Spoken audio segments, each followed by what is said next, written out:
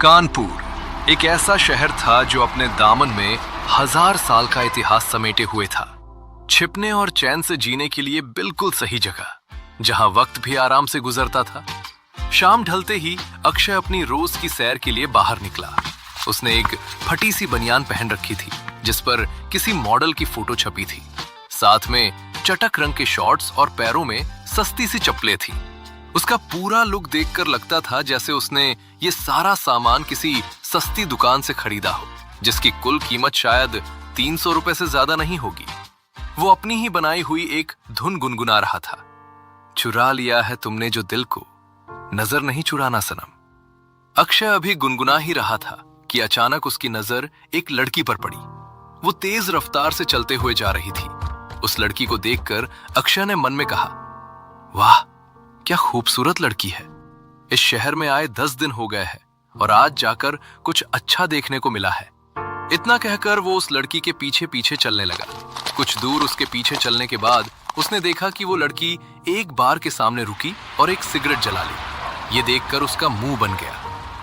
अरे यार, सारा मजा ही किरकिरा हो गया। ऐसे लड़कियों का सिगरेट पीना मुझे बिल्कुल पसंद नहीं है, टाइम वेस्ट। जैसे ही अक्षय वहां से आगे बढ़ा, हवा को चीरती हुई एक तेज आवाज उसके कानों में पड़ी। तुम फिर मुंह उठाकर यहां आ गए? अक्षय ने आवाज की तरफ अपना सिर घुमाया और देखा कि एक बहुत ही खूबसूरत लड़की किसी मुसीबत में फंसी हुई थी। उसके चारों तरफ कुछ हट्टे कट्टे लोग थे और एक करीब 25 साल का लड़का उस लड़की के सामने खड़ा था। अक्षय को दूसरों के मामलों में अपनी नाक घुसेड़ने की आदत नहीं थी, पर अगर मामला किसी खूबसूरत लड़की का हो तो बात अलग थी। बिना एक पल सोचे वो उनकी तरफ चल पड़ा। वो लड़का गिड़गिड़ाते हुए बोला, मीरा प्लीज मेरी हेल्प करो, मैं तुम्हारा देवर हूं, सिर्फ तुम ही मुझे बचा सकती हो। वो लगभग घुटनों पर गिरने ही वाला था। मीरा का चेहरा गुस्से से लाल हो रहा था। नकुल, मैं तुम्हारी भाभी नहीं हूं और मेरे पास तुम्हारी जुए की लत के लिए पैसे भी नहीं है। भाग जाओ यहां से, वरना मैं अभी पुलिस को बुला लूंगी। वो लड़का मीरा से पैसे मांगने आया था। पुलिस की धमकी का भी उस पर कोई असर नहीं हुआ था।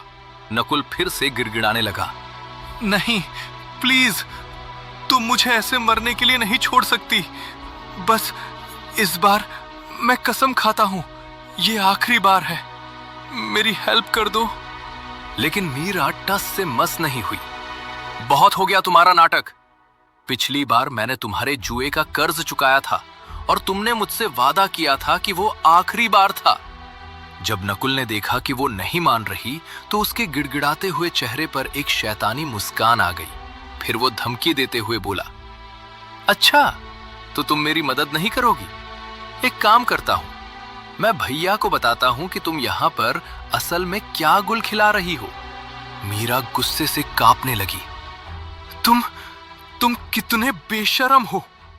वो गुस्से से इतनी कांप रही थी कि अपने पैरों पर लड़खड़ा गई। पिछले 2 बार जब वो जुए के पैसे मांगने आया था तब भी उसने ठीक यही धमकी दी थी। इस वक्त तक वहां पर बहुत भीड़ इकट्ठा हो गई थी। भीड़ में खड़े एक बूढ़े आदमी ने आह भरी, बेचारी मीरा कितनी परेशान है। इसका ये देवर हमेशा यहां आकर तमाशा करता है। नकुल और मीरा का ये ड्रामा वहां पर अक्सर होता था, इसलिए आसपास के लोग उन्हें अच्छे से जानते थे। तभी एक मिडिल एज्ड औरत ने गुस्से में कहा, और नहीं तो क्या, ये तीसरी बार है जब ये लड़का यहां ड्रामा करने आया है। इसकी जगह मैं होती तो सिर्फ चिल्लाती नहीं, 1-2 झापड़ भी मार देती। उसके बगल में खड़े एक बूढ़े आदमी ने ताना मारा, तो इंतजार किसका कर रही है, मार दे। उस औरत ने अपनी आंखें घुमाई, मुझे बेवकूफ समझा है क्या? थप्पड़ मारना तो आसान है, लेकिन उसके साथ जो गुंडे खड़े हैं उनसे पंगा कौन ले? इन देवर भाभी के चक्कर में मैं क्यों मुसीबत मोल लूं? अक्षय ने पास में खड़े आदमी से पूरी बात पूछी और अब उसे सब समझ आ गया था। इस खूबसूरत लड़की का नाम मीरा श्रीधर है और वो फ्लेवर फ्यूजन नाम का रेस्टोरेंट चलती है। और वो लड़का जो उससे पैसे मांग रहा था वो उसका देवर नकुल है, जिसे जुए की लत है। वो हमेशा सब कुछ हार कर मीरा से पैसे ऐंठने आ जाता था और जब वो मना करती तो वो अपने भाई को, जो गांव में रहता था, उसका पता बताने की धमकी देता। ये एक ऐसा तरीका था जो पहले भी कई बार काम कर चुका था। इन सब के बीच नकुल ने कहा, तो क्या सोचा, पैसे दे रही हो या भैया को फोन करूं? मीरा गुस्से में लाल पीली हो गई और अपनी किस्मत को कोसने लगी। उसकी आंखों से आंसू बहने लगे। तभी भीड़ में से एक जोरदार आवाज गूंजी, बोल, कितने पैसे चाहिए, मैं देता हूं। जैसे ही ये शब्द हवा में गूंजे, अक्षय के आसपास खड़े लोगों ने अपने आप एक एक कदम पीछे ले लिया। ये बात किसी और ने नहीं बल्कि अक्षय ने ही बोली थी। वो एक मुस्कान के साथ नकुल की ओर बढ़ा। जैसे जैसे वो आगे बढ़ रहा था, हैरान लोग उसे ऐसे देख रहे थे जैसे वो कोई पागल हो। मीरा हैरानी से उसे देखती रह गई। वो कंफ्यूज्ड थी लेकिन शुक्रगुजार भी। बात पैसों की नहीं थी। बात यह थी कि 3 बार सरेआम बेइज्जत होने के बाद आखिरकार किसी ने, एक अजनबी ने, उसके लिए आवाज उठाई थी। नकुल अपने जुए के कर्ज को लेकर पहले ही आधा पागल हो चुका था। पैसे देने की ऑफर सुनते ही उसने झटके से अपना सिर घुमाया। तुम दोगे मुझे पैसे? अक्षय ने चुटकी बजाई। हाँ, मैं दूंगा। बोल, कितने पैसे चाहिए? नकुल उत्साहित होकर बोला, ज्यादा नहीं, बस 20,000 रुपए काफी होंगे। 20,000 रुपए। अक्षय ने निराश होकर कहा, सिर्फ 20,000? वो कुछ इस तरह बोला जैसे अमाउंट बहुत कम थी। ये सुनकर नकुल की आंखें चमक उठी। उसने हड़बड़ाते हुए कहा, मुझसे गलती हो गई, मैंने कैलकुलेशन गलत की। 50,000 रुपए लगेंगे। अक्षय मुस्कुराते हुए बोला, 50,000? अब भी कुछ कम लग रहा है। तुम्हें यकीन है इतने में हो जाएगा? ऐसा करते हैं, पूरे 1 लाख कर देते हैं। यह सुनकर नकुल तो हक्का बक्का रह गया। हैं? सच में? तुम सच में मुझे इतने पैसे दोगे? अक्षय ने मुस्कुराते हुए कहा, हाँ बिल्कुल। नकुल एकदम खुश हो गया और उछलते हुए अक्षय के पास पहुंच गया। लाओ 2 पैसे, मीरा तुम्हें बाद में लौटा देगी। यह सुनकर मीरा बौखला गई। पर मीरा अपनी बात पूरी कर पाती उससे पहले अक्षय ने कहा, उसकी कोई जरूरत नहीं है। यह सुनकर नकुल को तुरंत अफसोस हुआ कि उसने और पैसे क्यों नहीं मांगे। उसने कहा, भाई साहब, आप तो देवता हैं, आज से आप मेरे बड़े भाई। अक्षय ने ठंडे स्वर में कहा, भाई मत बोल, पैसे चाहिए या नहीं? नकुल जल्दी से बोला, हाँ। मीरा को यह सब सही नहीं लग रहा था। उसने तेज आवाज में कहा, उसे पैसे मत देना। अक्षय ने उसे देखा और मुस्कुराते हुए चिंता न करने का इशारा किया। फिर उसने अपने हाथ आपस में रगड़े। ठीक है, रेडी हो जाओ। इतना कहने के बाद अक्षय की हथेली हवा को चीरती हुई निकली और सीधा नकुल के गाल पर जाकर पड़ी। चटाक! एक तेज जोरदार आवाज पूरी गली में गूंज गई। नकुल को संभलने का मौका तक नहीं मिला। उसने बस अपने गाल पर एक जबरदस्त ताकत महसूस की और वो लड़खड़ाता हुआ कुछ दूर चला गया।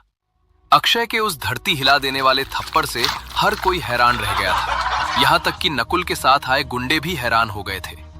मारने के बाद अक्षय ने कहा, तुम्हारा चेहरा तो दिखने से ज्यादा सख्त है, मेरे हाथ में ही दर्द हो गया। इसके बाद वो किसी शिकारी की तरफ लपका और बोला, ये हुए 50,000 और 50,000 अभी बाकी है। नकुल डरते हुए चिल्लाने लगा, नहीं, मुझे नहीं चाहिए, मुझे नहीं चाहिए। एक थप्पड़ ने उसकी अकल ठिकाने लगा दी थी। वो पागलों की तरह अपने हाथ हिलाते हुए चिल्ला रहा था।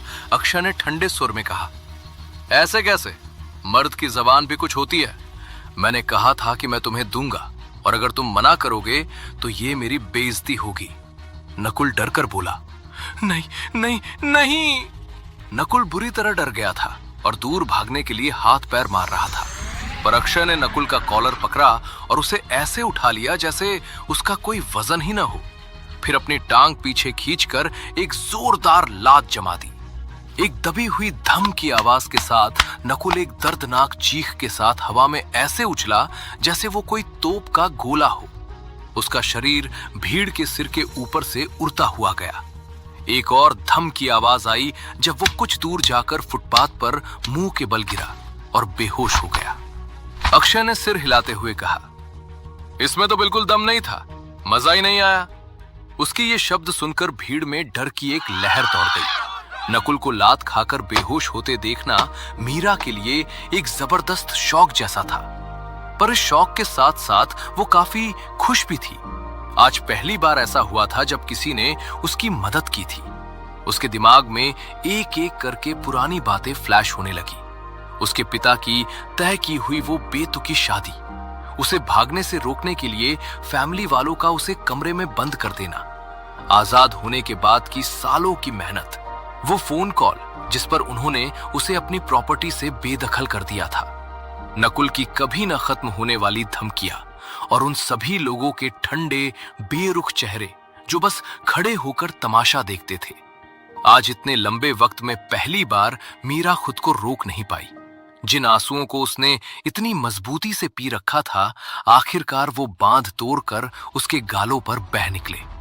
मीरा खुद को संभाल पाती उससे पहले ही उस झुंड से एक गुंडा आगे आया। उसके चेहरे पर पुराने जख्म के निशान थे और ऐसा लग रहा था जैसे वो उस गैंग का लीडर था। वो तंज से बोला, वाह वाह, जरा देखो तो यहाँ क्या हो रहा है। एक हीरो मुसीबत में फंसी एक हसीना को बचा रहा है। अक्षय के तेज थप्पड़ और लात ने उन्हें चौंका तो दिया था, लेकिन अब जब उनका शुरुआती शौक खत्म हो गया था तो वो उसे उकसाना चाहता था और झगड़ा करना चाहता था। उनकी नजरों में अक्षय बस एक अकेला आदमी था जिसे लड़ना आता था, और वो लोग एक ऐसी ऑर्गेनाइजेशन का हिस्सा थे जिसमें हजारों लोग थे। उन्हें एक अकेले लड़के से डरने की कोई जरूरत महसूस नहीं हो रही थी। अक्षय ने अपना सिर घुमाया और उस आदमी की तरफ देखकर एक आलसी सी मुस्कान दी। क्यों, मैं किसी को बचा नहीं सकता? मारपीट का ठेका तुम लोगों ने ही ले रखा है। गैंग लीडर चीख कर बोला, ऐ लड़के, जबान संभाल कर बात कर। मैं भेड़िया गैंग से हूं।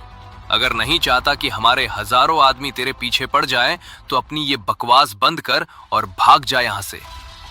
भेड़िया गैंग सुनकर सबके कान खड़े हो गए और सब आपस में फुसफुसाने लगे। भेड़िया गैंग का शहर भर में बहुत आतंक था।